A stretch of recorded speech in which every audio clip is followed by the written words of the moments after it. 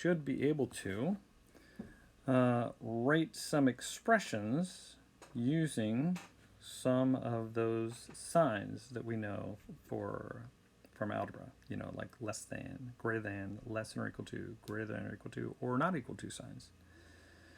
So usually when we write expressions or equations for word problems, we have to interpret the words so that we understand the meaning algebraically or mathematically.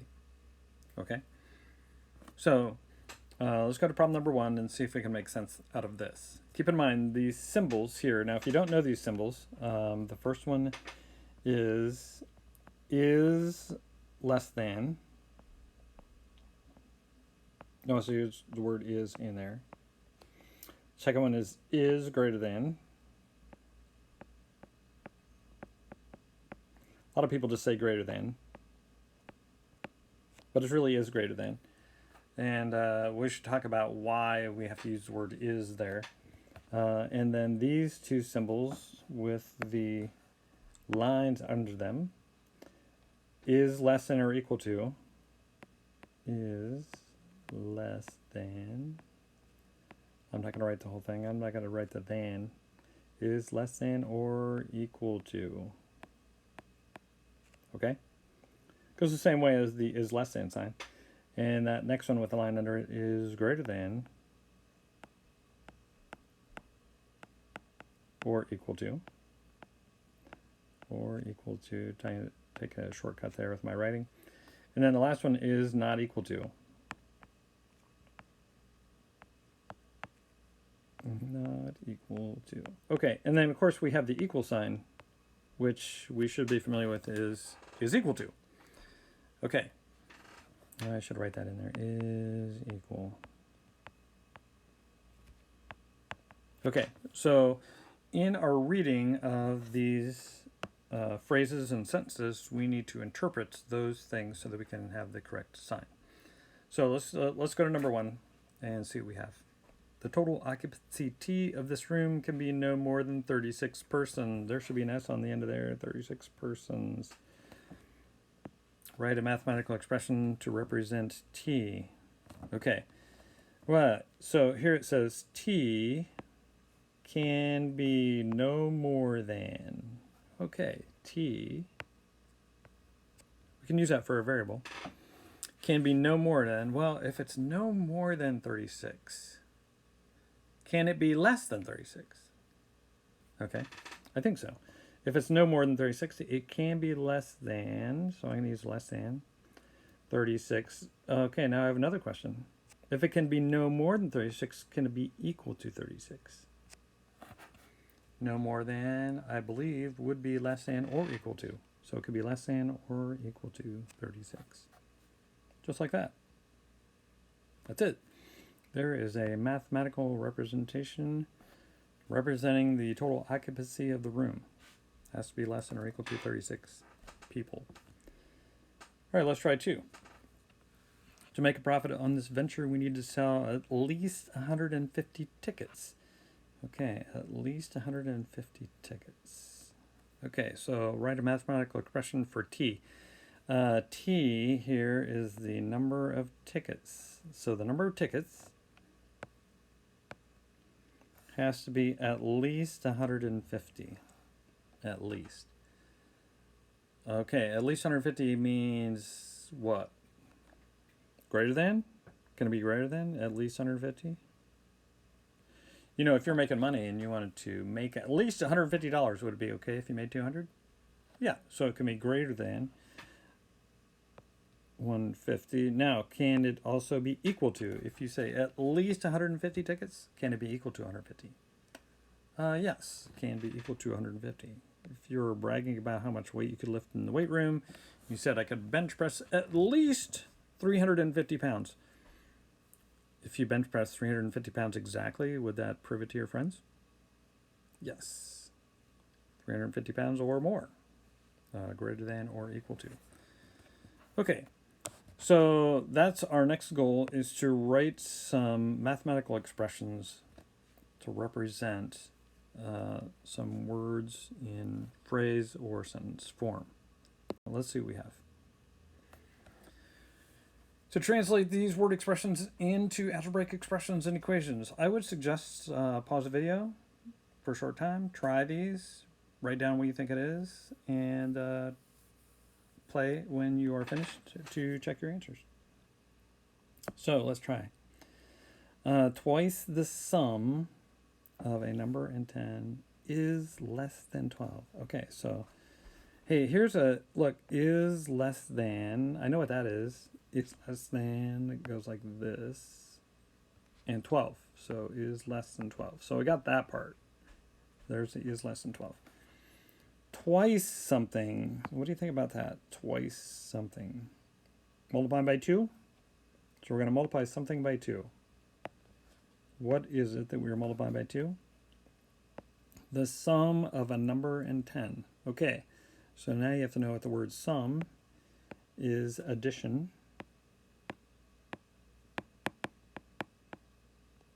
So that's going to be a number, which we don't know. So I'm just going to use n. You could use x if you want to. And 10, or any other variable. And 10. There's a sum of number and 10 right there. And they're multiplying by 2, so that's twice as big. Is less than 12. There's our expression right there. Or our inequality. We just wrote an inequality because we didn't use an equal sign. Okay. Let's go to number 2. Try that one. 10 less than twice a number is 12. Okay, now on the end of this one we have is 12. That's just equals 12. 10 less. Okay, now 10 less than something. Think about this. If your coach put you on a diet and you came in the next week and you weighed 10 pounds less, then how would you rate that? Would that be your weight last week minus 10, or would that be 10 minus your weight last week? It does make a difference. Well, if your weight last week was 250 and you were 10 less, wouldn't that be 240? So that's like 250 minus 10. So 10 less, we are subtracting 10 from something. In this case, what are we subtracting 10 from? We're subtracting 10 from twice a number. So that's going to be 2 times a number. There's 10 less than twice a number. So this less than right here, see, this is not is less than, this is just less than. 10 less than is subtracting 10. If that said 10 is less than, totally different meaning. So the little word is throws a whole new meaning on that. Okay, let's try number 3. 3 more than half the sum of a number and 8 is no more than 25. Okay, so I'm gonna start here. Is no more than 25. No more than. Does that mean it can be less than 25? It's no more than, which is like not more than. So is that less than 25? Yes. Or equal to 25? Yes, as long as it's not more. So something is going to be less than or equal to 25. Okay, so let's see, we have 3 more than half the sum. Okay, 3 more than something. 3 more than something means I think you're going to be adding 3. So 3 more than something, right? You want to eat 3 more cookies, you add 3. 3 more than what? Half the sum. Okay. Sum, remember, is addition. So we have an addition problem. But we have half the sum. Half the answer to the addition problem of a number and 8. So we have the sum of a number and 8. Sum of a number and 8. So there's my sum of a number and 8. Half the sum is going to be half of that. There's half the sum of a number and 8. So that's very similar to twice the sum of a number and 10 that we did on problem number 1. We need the sum, so the answer to the addition problem. So really, sum is the answer to the addition problem. Like difference would be the answer to a subtraction problem. So that's why we need that in parentheses. So there's the sum of a number and age.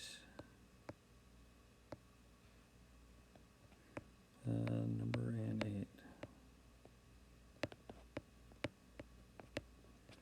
8. And half of that. Okay. Let's see where that leads us. So here's a couple. Take a look at these. Try to write, well, actually, there's only one problem here. And use variables to represent the unknown quantities. Okay, so we have to write an expression or an equation for this. All right, I think we can do it. Jack's stamp collection has one less than 3 times the number of stamps as Jill's stamp collection. Okay, so Jack has one less than 3 times the number of stamps that Jill has. Write expression to represent the number of stamps in Jack's collection. Okay, if you want to write an expression to represent the number of stamps in Jack's collection, let's just start by writing the words Jack's collection. Okay?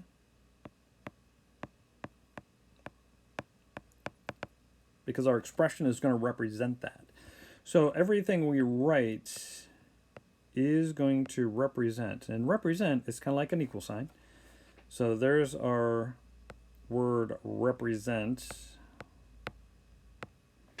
Okay, so the expression we're going to write is going to represent Jack's collection. Okay. Yeah, I can take that off. All right, so what can we write about Jack's collection? Well, Jack has, hey, there's our equal sign again right there. That's our equal sign. See, has is kind of like is, except in past tense. One less. Okay, we learned something about less than. This is, remember, this is not is less than. This is just one less. It's kind of like 10 less that we did like in the last problem. One less means we're going to be subtracting 1. So we're subtracting 1 from something.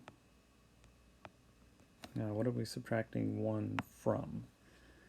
1 less than 3 times the number of stamps as Jill's stamp collection. Okay, so 3 times. So we're subtracting 1 from 3 times something. All right, so 3 times something. What are we multiplying by 3? 3 times something. 3 times the number of stamps as Jill's stamp collection. So here's where the variable comes in. Okay, so we don't know the number of stamps in Jill's collection, right? And we need that to be multiplied by 3. 1 less than 3 times the number of stamps as in Jill's stamp collection. So that would be, what do you want to use? X? So whenever we do that, whenever we use a variable to represent something, please write down what that variable represents. So if X equals the number of stamps in Jill's collection. Now please be specific when you write out what your variable represents. Like this. Don't write X equals Jill's collection. Okay, what about Jill's collection? The number of stamps in Jill's collection, the weight of Jill's collection, the value of Jill's collection. See, sometimes as the word problem gets more and more complex, you need to be more and more specific. It's the number of stamps in Jill's collection. Okay, and that takes us to the end of this lesson. So use what you have learned and see if you can complete the assignment following, and it should be assignment 2A. Good luck with that. Let me know if you have questions. We'll be on the Canvas chat when you need help.